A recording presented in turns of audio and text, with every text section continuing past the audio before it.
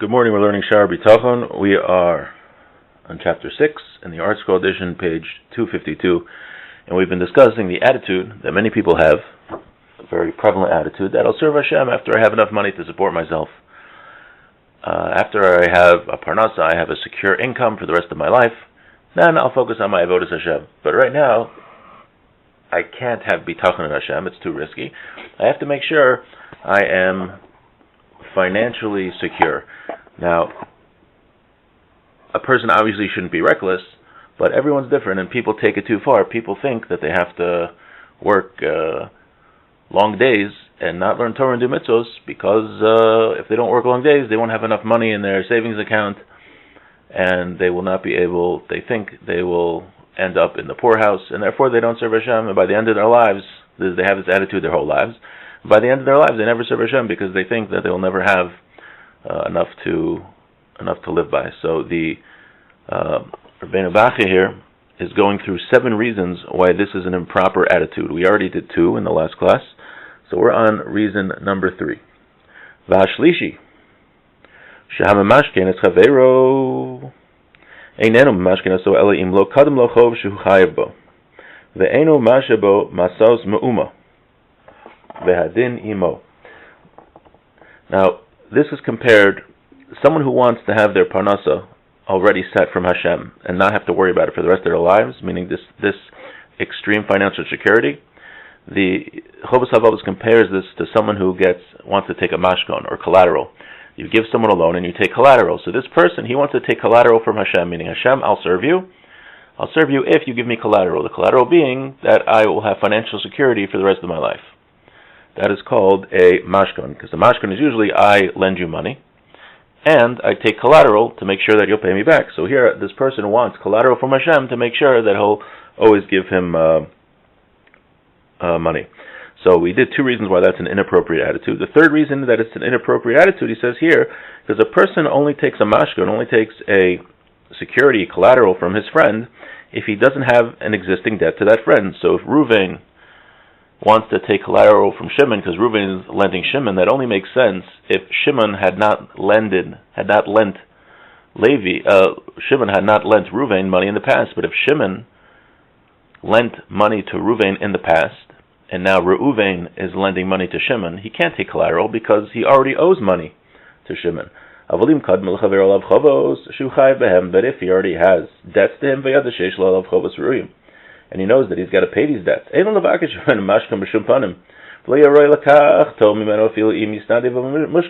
not only can you can't take collateral from somebody that you owe them money. Not only that, even if they would give you collateral, it wouldn't be right to take it because you owe them money, right? If I owe you money and now I'm paying you money for you to borrow, I'm not going to take collateral from you because I owe you money anyway.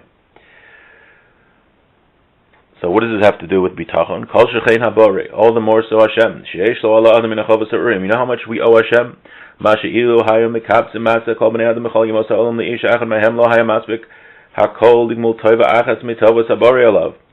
Ve'ech lo yizbayir ze ha'az panim sheyaktim tovos gedolos al ma shekodem lo etlo levakesh min habore sheyaktim tovos gedolos al ma shekodem lo etlo vayichbar hachov alav. V'shem lo yishalim ma shenadar lo min avayda. He says like this, that how could a person request collateral from Hashem, that Hashem provides him with all of his needs? You know how much goodness Hashem has done for us in our lives? He says, if we would take all of the good deeds that you've ever done in your life and combine those with all the good deeds that every human being who's alive and ever will live and ever has lived has done, all those good deeds, and you put them together and put them to one person, all those good deeds don't measure up to one of the kindnesses that Hashem did for us. So if Hashem did all this kindness to him, we're in his debt. How can we ask from collateral from Hashem, who we are in his debt, because he has provided for us all of the goodness? This is the fact. If you're listening to the shiur, that probably means you're breathing. That probably means that you woke up. It definitely means you woke up in the morning, that you have food. You're probably listening on a device. You're probably in a house or a car or someplace warm, even though here it's snowing. Those are just small things, great things that we think that the kindnesses that Hashem does, but He does innumerable kindnesses for us all of the time. So how can we possibly say, Hashem, I'm only going to serve you if you also give me financial security for the rest of my life, and that I'm confident, and that you give me whatever it is, however much you need, $50 million to live for the rest of your life, then I'll serve you. No, that's ridiculous. One of the pious people used to say to people, would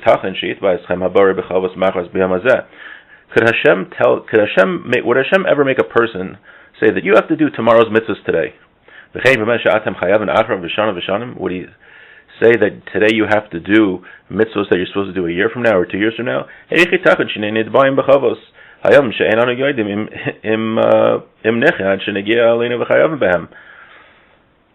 He says, how could, it wouldn't make sense. Nobody would ever think that Hashem would demand from us to do mitzvahs that we have to do from a day from now, a year from now, 2 years from now, 10 years from now. Why? Because who knows if we'll be here or not. So Hashem is not going to demand our obligations to Him before we're actually around. We have to serve Hashem at the time. Today you're alive, so today you serve Hashem. What's going to happen tomorrow? Nobody knows. When the time comes, that's when you serve Hashem.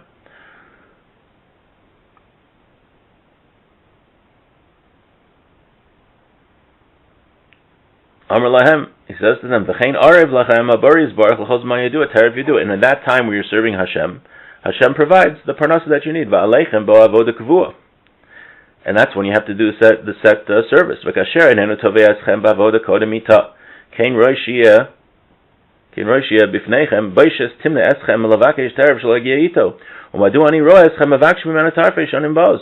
Einchem yodim imimechem yigim aleim.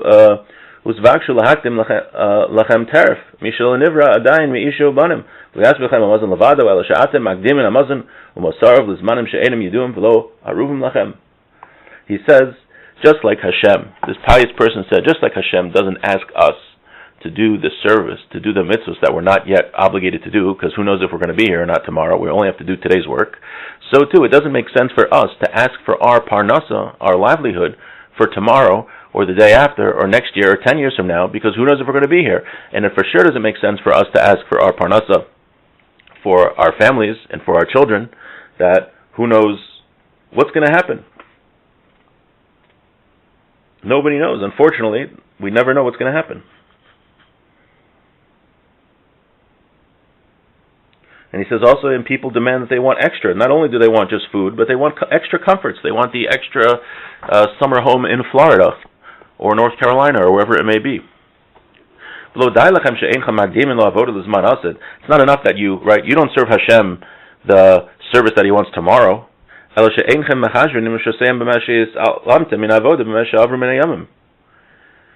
not only do you not do tomorrow's service, but the Chassid says, you don't even think about the service of Hashem that you did in the past.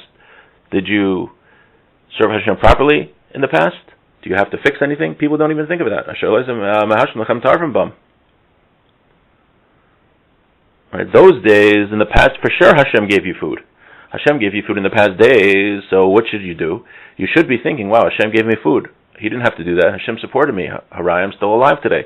Did I serve Hashem properly? Am I analyzing my deeds to think that I did the right thing? He says, we don't even do that. And what do?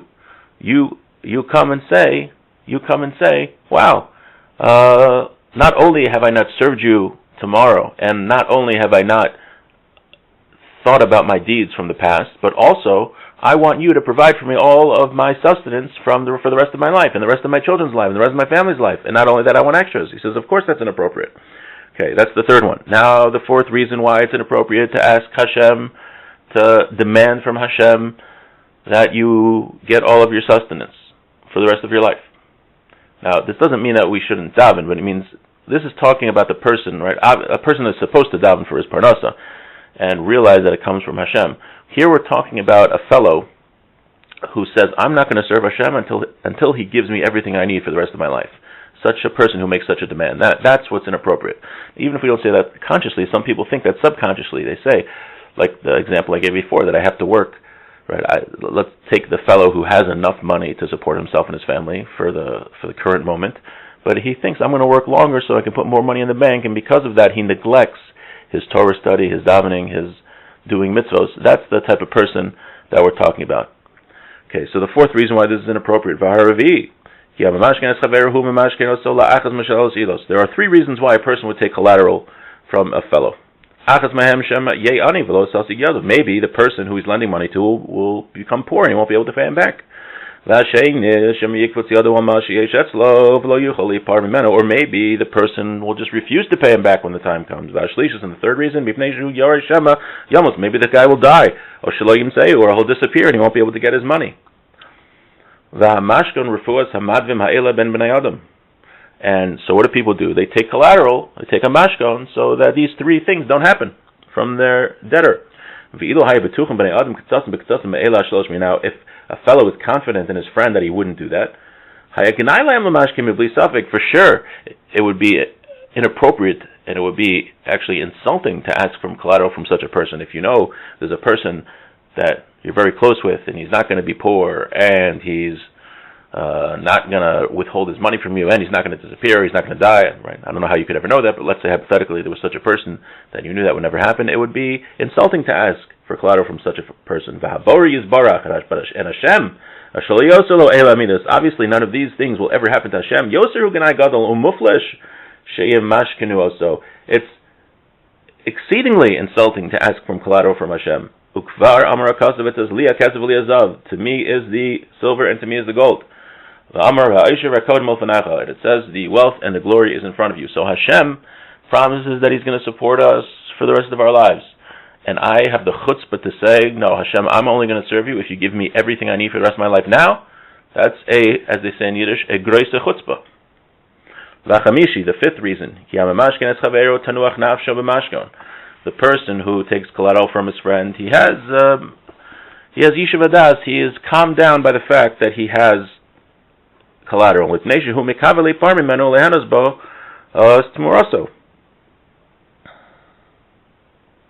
Because what could he do? He could either use the collateral he has, or he could sell it and use the money. However, but somebody who thinks that Hashem, who gives him ample funds in advance, of course he'll have peace of mind. Tanos or sheker.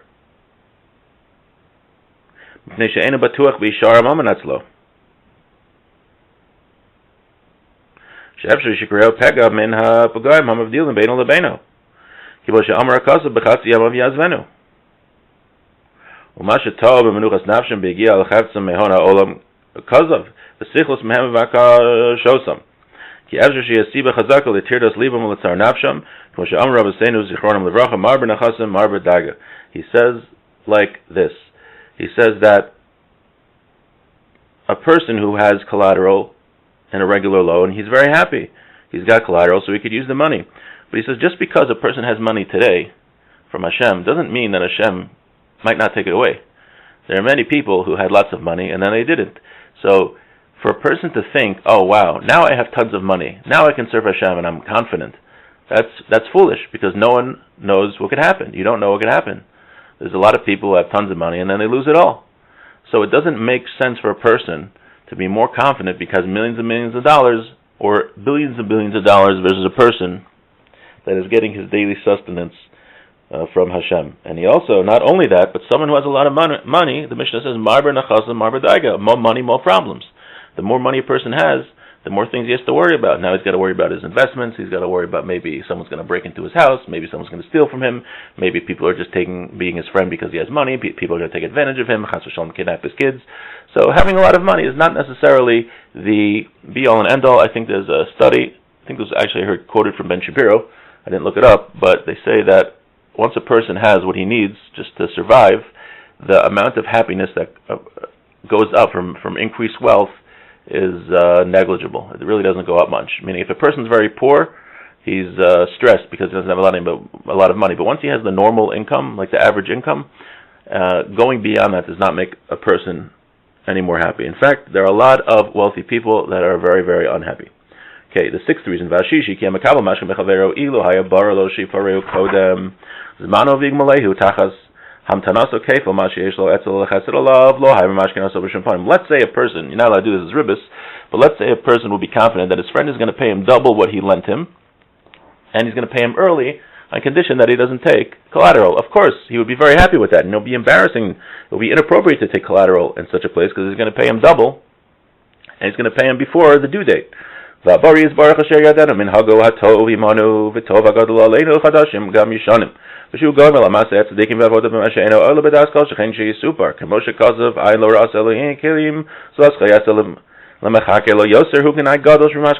all the more so Hashem, who's given us all this kindness before, and earlier kindness, and He gives us rewards that we don't really deserve, and He gives it before technically it's due to us, and He gives us, He does tzedakah with us, and He does goodness to us that really we don't deserve. All the more so it's inappropriate to ask for collateral from Hashem. And now we're going to conclude with the last reason, the seventh reason why it's inappropriate, this attitude.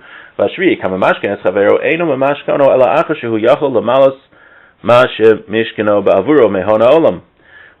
only ask, now he's talking about not someone who's lending, but a seller. A seller is going to take collateral. He's going to take something. He's only going to take it if he can pay him back, if he can pay him for what he's giving him. Right? You take something because someone wants to order 10,000 books. So you take something, you take collateral from him, so you're going to give him the 10,000 books. You only do that if you have 10,000 books to give him. Well, we don't have the ability to repay Hashem. He's done so much for us, we don't have that ability. Even the old things that we owe Hashem, the fact that we're alive today, and all the things that we enumerated before, plus a million other things, and the future things that Hashem is going to do for us, that a person can't repay debts to Hashem unless Hashem helps him to do it. That one of the early pious people said in his praises of Hashem,